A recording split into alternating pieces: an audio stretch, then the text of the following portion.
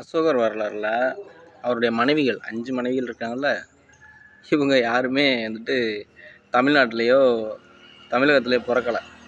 இவங்க எல்லா பேரும் இலங்கையை பூர்வீகம் கொண்டவங்க, வட இந்தியா பூர்வீகம் கொண்டவங்க, இப்படிப்பட்டவங்களாம் தான் இருப்பாங்க.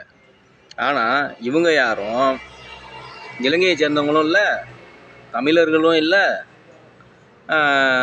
வட இந்தியாவுக்குள்ளார தமிழ் பேசக்கூடிய மக்களாகவும் இல்லை. நீங்கள் நினைக்கலாம் தமிழர்களாக இருக்கலாம்லன்னு, கிடையவே கிடையாது. இவங்கெல்லாம் வெளியிலேருந்து வந்தவங்க.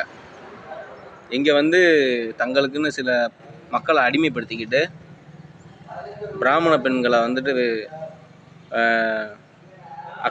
அந்த பிராமண பெண்களை எல்லாம் என்ன சொல்கிறது, தப்பான வழியில் யூஸ் பண்ணிக்கிட்டு அந்த மன்னர்கள் அனுபவிக்கிறதுக்காக பயன்படுத்திக்கிட்டு இவங்கெல்லாம் இங்கே நிறைய மக்கள்களை அடிமைப்படுத்தி வாழ்ந்தவங்க அசோகர்.